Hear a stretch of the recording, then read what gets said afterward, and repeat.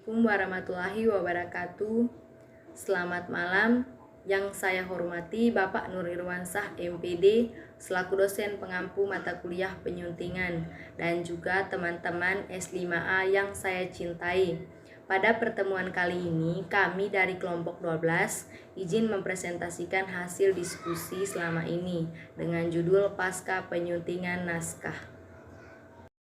Sebelum kelompok kami memulai presentasi, terlebih dahulu saya sebagai moderator dari kelompok 12 akan memperkenalkan anggota kelompok kami yang terdiri dari 3 anggota, yaitu Randy Baharudika Herdi Putra, Sarifah Ajar Putri, dan saya sendiri, Ernestina Sari Asma.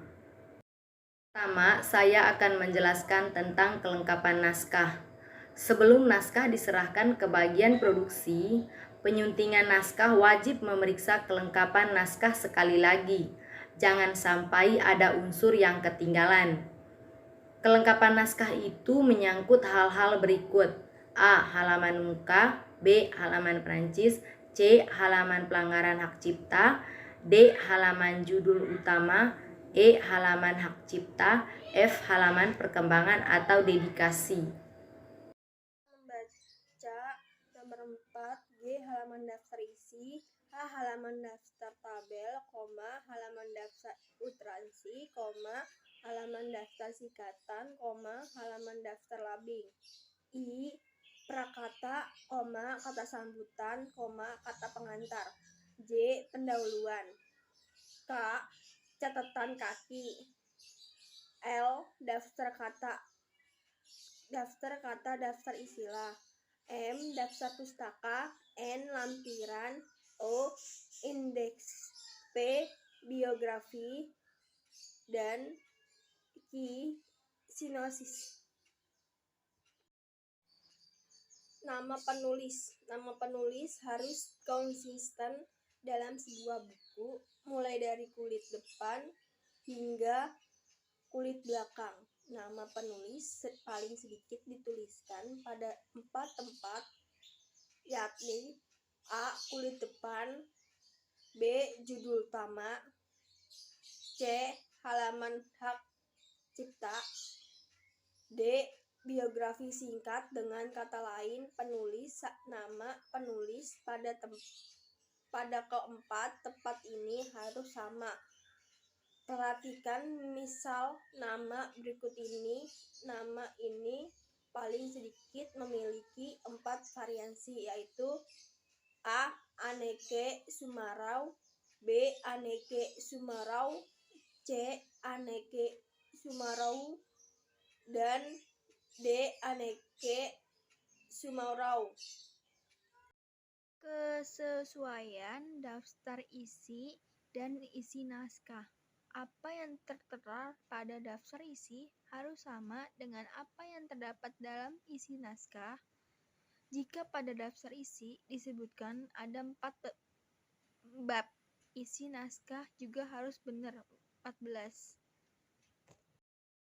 Tabel atau interaksi gambar. Penyuntingan naskah pun harus memeriksa kesesuaian tabel yang disebutkan pada daftar tabel dengan tabel yang ada dalam naskah. Demikian pula dengan interaksi atau gambar harus sesuai apa yang disebutkan pada daftar uriansi atau gambar dengan apa yang ada dalam naskah. Jangan sampai ada interaksi atau gambar yang keliru penempatannya. Selanjutnya, prakata atau kata sambutan, kata pengantar.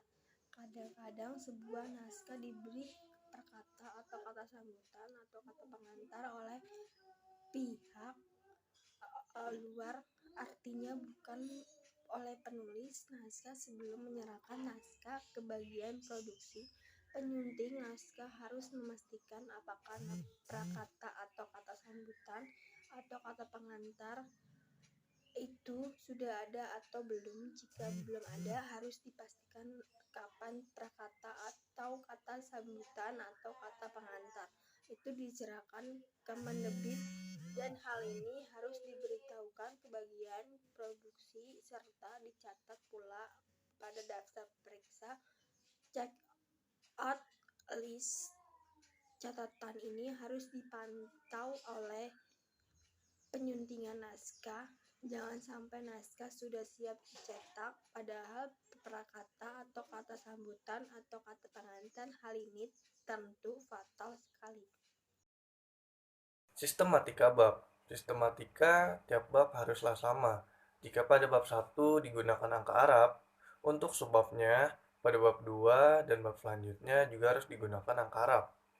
Begitu pula jika menggunakan angka Romawi atau huruf Latin. Dari bab 1 sampai bab terakhir harus digunakan angka Romawi atau huruf alfabetis untuk subbabnya. Dengan kata lain, sistematika bab harus konsisten dari bab pertama hingga bab akhir.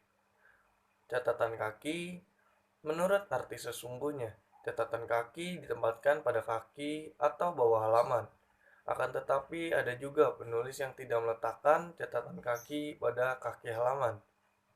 Dalam hal ini ada dua kemungkinan. Pertama, catatan kaki ditempatkan pada akhir tiap bab. Dalam hal ini namanya juga bukan lagi catatan kaki, melainkan catatan yang diperlakukan sebagai subbab. Kedua, catatan kaki semua bab dikumpulkan pada bagian belakang buku. Dalam hal ini namanya adalah catatan dan diperlakukan sebagai bab. Jika penulis naskah belum berpengalaman membuat catatan kaki atau catatan, penyunting naskah dapat menyarankan kepada penulis naskah bentuk mana yang dipakai. Selanjutnya ada daftar pustaka. Ada dua hal yang perlu diperhatikan penyunting naskah pada daftar pustaka. Yang pertama, urutan bahan acuan seperti buku, majalah, dan lain-lain. Yang kedua, sistematika penulisan tiap bahan acuan. Lazimnya, daftar pustaka diurutkan secara alfabetis. Jika belum diurutkan secara alfabetis, tugas penyunting naskahlah untuk mengaturnya menjadi sistematis. Sistem penulisan daftar pustaka harus konsisten dalam sebuah naskah atau buku. Seperti contoh di bawah.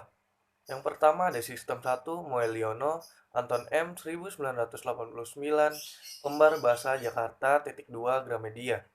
Yang kedua ada sistem 2 Moeliono Anton M Kembar Bahasa Jakarta titik 2 Gramedia 1989. Perlu diketahui, daftar pustaka tidak memerlukan nomor urut. Jadi, ada penulis naskah yang menomori daftar pustaka, penyunting naskah boleh mencoretnya. Daftar pustaka cukup diurutkan secara alfabetis. Daftar kata atau istilah. Ada kalanya sebuah naskah memerlukan daftar kata atau daftar istilah pada akhir naskah. Misalnya, naskah yang banyak memuat kata atau istilah asing atau kata atau istilah bahasa daerah. Kadang-kadang daftar kata atau daftar istilah itu sudah disertakan penulisnya. Akan tetapi ada kalanya daftar kata atau daftar istilah itu belum ada.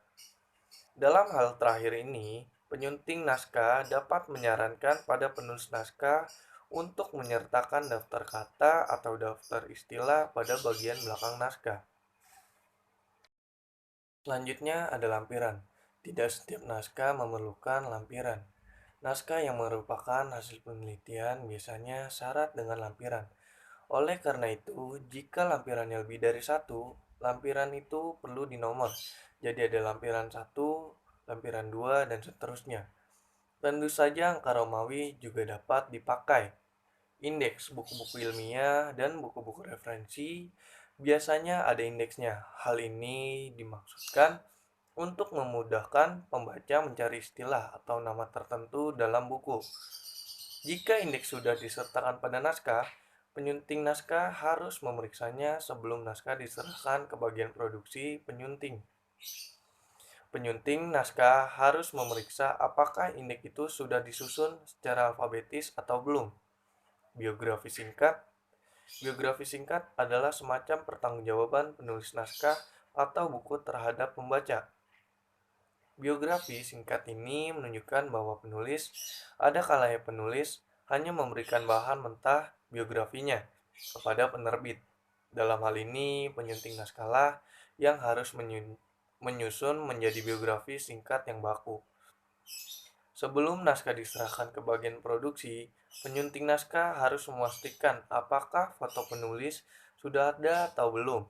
Jika belum ada, harus dicatat oleh penyunting naskah kapan foto tersebut harus diserahkan penulis kepada penerbit. Terakhir, penyunting naskah perlu memastikan bahwa nama yang tertera pada biografi singkat sudah sama dengan nama yang tertera pada halaman-halaman depan naskah, seperti halaman kulit depan, halaman judul utama, dan halaman hak cipta. Sinopsis. Setiap buku hendaknya mempunyai sinopsis yang berisi ringkasan buku. Bagaimana bentuk sinopsis itu? Tentu tergantung pada rumusan tiap penerbit. Biasanya yang membuat sinopsis adalah penerbit. Dalam hal ini, penyunting naskah, ada kalanya penulis naskah sudah menyiapkan sinopsis untuk naskahnya. Panjang sinopsis itu sesuai dengan kemauan penerbit. Tentu tidak ada masalah. Nomor halaman. Penyunting naskah perlu memeriksa nomor halaman naskah sebelum menyerah naskah ke bagian produksi. Nomor halaman yang tidak diurut atau loncat-loncat hanya akan membingungkan bagian produksi. Hal ini bisa berakibat fatal sekiranya bagian produksi tidak meneliti kembali naskah itu sebelum diteruskan ke percetakan. Mengapa? Percetakan akan mencetak naskah yang loncat-loncat. Itu nantinya.